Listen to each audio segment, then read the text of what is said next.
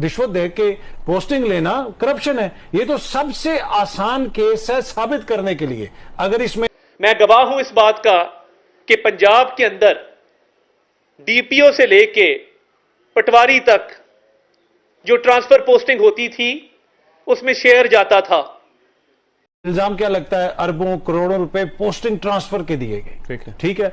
अब मोहतरमा फरा गोगी साहिबा तो यहां पे नहीं है, उनको तो हम नहीं पूछ सकते, उनके हवाले से बेनामी खबर आई है, बेनामी जायदादों के हवाले से।